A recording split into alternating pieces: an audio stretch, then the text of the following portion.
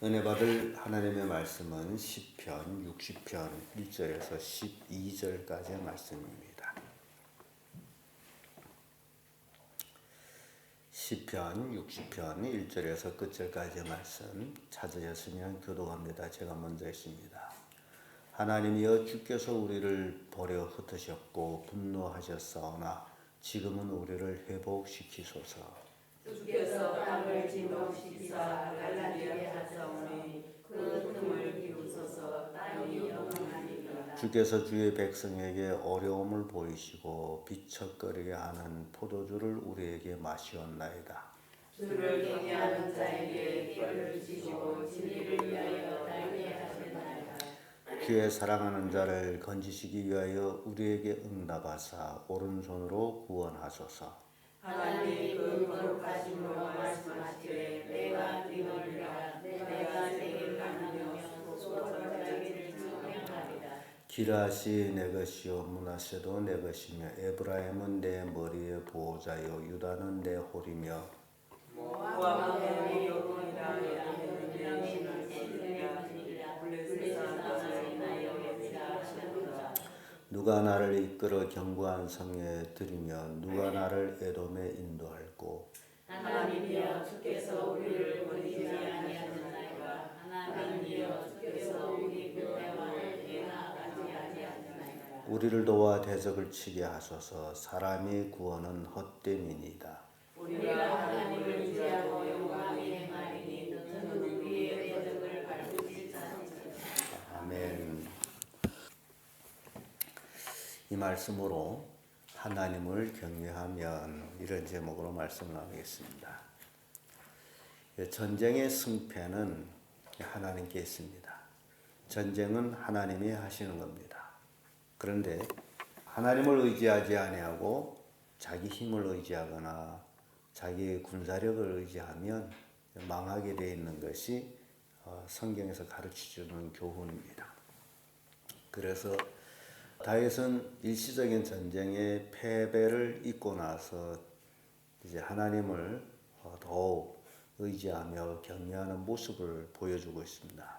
왜냐하면 하나님 외에는 건질 자가 없다라는 것을 우리에게 고백하는 것을 이제 우리 읽었습니다. 하나님을 경외하는 것, 인간의 근본입니다. 그래서 이 땅에 살아가는 모든 사람은 하나님을 경외하는 것이 사람의 본분이라는 것을 깨닫고 살면 참으로 행운입니다.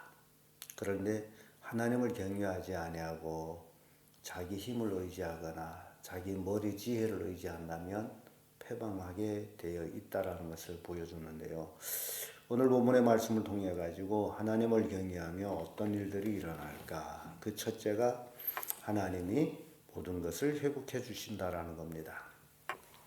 1절의 말씀 보면 하나님이여 주께서 우리를 버려 흩으셨고 분노하셨사오나 지금은 우리를 회복시키소서. 이스라엘 백성이 그 역사 속에서 흥망성쇠를 보게 되면 하나님을 경외할 때에 흥해졌고 하나님을 경외하지 아니할 때 쇠해졌고 패했던 모습을 봅니다. 그래서 다윗이 생애 속에서도 처음으로 전쟁판에 나가서 골리앗하고 대결할 때도 그는 하나님을 의지해서 나갈 때에 비록 손에 잡은 거는 자기 양머리 할 때 들고 다녔던 지팡이 또 평소에 가지고 있던 것 물맷돌을 가지고 나갔습니다마는 하나님이 함께하기 때문에 골리앗 같은 큰 장군도 돌멩이 하나로 그의 생명을 취할 수 있었던 모습을 봅니다. 그래서 우리 인생 살아감에 있어서 가장 중요한 것은 내 힘이 아니고 하나님을 의지하는 것이다. 그리할 때에 어떤 역경에 있다 할지라도 하나님은 회복시켜 주신다라는 것을 고백합니다. 시편 51편 12절에 주의 구원이 즐거움을 내게 회복시키시고 자원하는 심령을 주사 나를 붙드소서라는 말씀이 나옵니다. 모든 것을 회복시켜 줄 수 있는 분은 하나님이십니다. 요나 2장 2절에도 여호와께서 야곱의 영광을 회복하시되 이스라엘 영광 같게 하시나이다 라는 고백이 나옵니다. 역대하 7장 17절에도 내 이름으로 일컬는 내 백성이 그 악한 길에서 떠나 스스로 겸비하고 기도하여 내 얼굴을 구하며 내가 하늘에서 듣고 그 죄를 사하고 그 땅을 고칠지라. 하나님은 모든 것을 할 수 있는 분이심을 이제 보여줍니다. 그래서 우리가 이 땅에 살아가면서도 마찬가지예요. 오로지 하나님을 경외하는 자가 되어야 된다. 오로지 하나님을 경외할 때에 모든 문제에서, 모든 역경에서 하나님은 회복시켜 주신다라는 것을 우리에게 보여줍니다. 두 번째로, 하나님을 경외하면 결국 구원하심을 얻게 됩니다. 5절의 말씀 보면 주의 사랑하신 자를 건지시기 위하여 우리에게 응답하사 오른손으로 구원하소서. 구원은 오직 하나님께만 있습니다. 하나님 외에는 구원이 없어요. 그래서 사도행전 4장 12절에도 천하 인간의 구원을 얻을 만한 다른 이름을 주신 일이 없느니라고 말씀합니다. 구원은 하나님께만 있습니다. 세상에 있는 것이 아니고 다른 어떤 권세자에게 있는 것도 아니고 오로지 하나님께 있다. 그래서 그 하나님을 경외할 때에 이제 구원함을 얻게 된다라는 사실입니다. 시편 140편 7절에 내 구원의 능력이신 주 여호와여 전쟁의 날에 주께서 내 머리를 가리셨나이다 라는 고백을 합니다.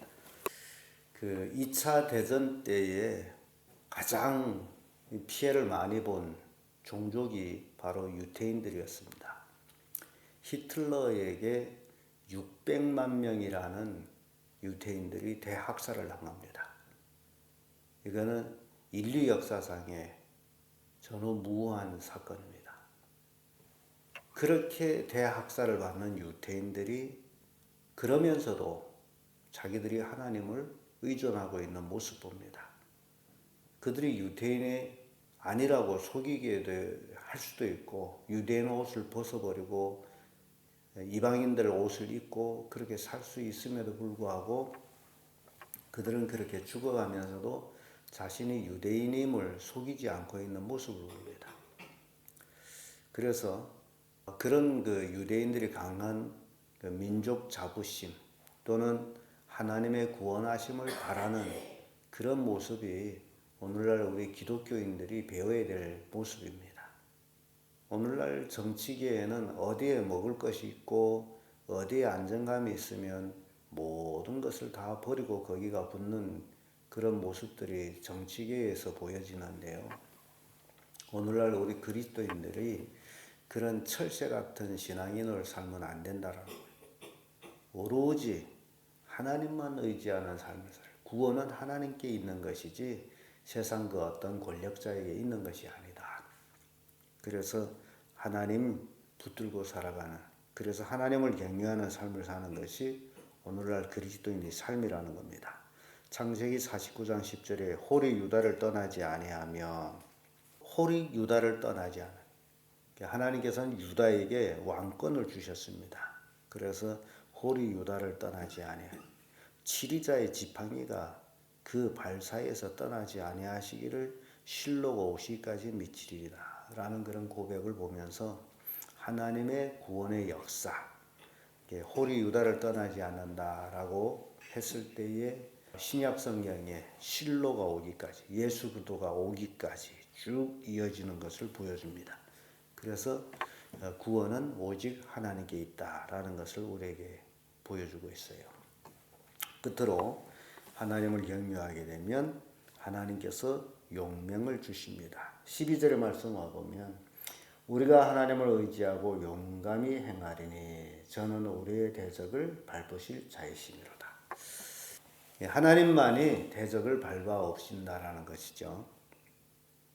한국에서는 애국가라고 얘기하고 중국에서는 국가라고 얘기하는데 그 노래들이 그 의미를 보게 되면 애국가가 참 좋은 내용 중에 하나가 하나님이 보호하사라는 단어가 있습니다. 나라의 그 국가에 하나님이 보호하사라는 단어가 있으므로 정말 그 노래를 부를 때마다, 애국가를 부를 때마다 하나님의 보호하심을 느끼는 그런 노래, 정말 좋은 가사라고 생각합니다. 이 땅에 살아가는 우리에게 있어서 하나님이 보호하지 않는다면 우리 인간은 아무것도 아닙니다. 그래서 하나님께서 우리를 대적의 손에서 건지시고 대적을 밟으실 하나님. 12절의 말씀 너무너무 멋진 말씀입니다. 우리가 하나님을 의지하고 용감히 행하리니 저는 우리의 대적을 밟으실 자이시미로다. 하나님을 의지하면 용감히 행할 수 있습니다. 담대히 행할 수 있습니다. 모세의 후계자 여호수아가 모세가 죽은 후에 이스라엘 백성을 이끌고 가나안 땅으로 들어가야 되는데 여호수아를 보게 되면 하나님께서는 여호수아에게 담대하라, 강하고 담대하라, 좌로나 우로나 치우치지 말라. 그 말씀으로 여호수아를 담대케 하는 모습을 봅니다. 왜냐하면 눈으로 보이는 대적은 어마어마한 대적입니다. 첫 관문 여리고성, 이는 이스라엘 백성들이 힘으로서는 감당할 수 없는 여리고성, 그 앞에서 간단히 서늘할 수밖에 없는 여리고성 그 성벽, 그런 강한 대적을 앞에 놓고 하나님께서 강하고 담대하라, 좌로나 치우치지 말라. 우리가 이 신앙생활하면서 마찬가지입니다. 눈에 보이지 않는 여리고성, 이 세상에 어마어마한 것들이 많습니다. 그러나 그런 것 때문에 우리 신앙이 약해지고 흔들릴 필요는 없다라는 겁니다. 강하고 담대하라. 하나님께서는 우리의 대적을 다 밟아 없으시고 우리에게 힘을 주신다라는 거죠. 시편 60편 4절에 주를 경외하는 자에게 길을 주시고 진리를 위하여 달게 하셨나이다. 사무엘상 14장 48절에도 용맹 있게 아말렉 사람을 치고 이스라엘을 그 약탈하는 자의 손에서 건졌더라.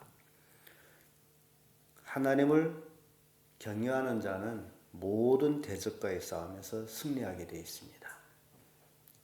어떤 의미에서 볼 때 우리의 삶은 매일매일 싸움입니다. 그 싸움에서 우리는 이겨야 됩니다. 하나님을 경외하는 자만이 매일매일 대적과의 싸움에서 이길 수 있다. 그래서 우리는 약해지지 말고 강해져야 되고 담대해야 됩니다. 하나님이 이길 수 있는 용맹을 주신다는 겁니다. 진정 하나님을 경외하게 되면 이러한 용맹을 얻게 됩니다. 그래서 오늘 우리는 시편 60편 말씀을 통해 가지고 하나님을 경외하는 자가 어떤 일들이 일어나는지를 살펴봤습니다. 여러분들이 삶 속에 오로지 하나님만 경외하는 삶을 사시기를 예수님 이름으로 축복합니다.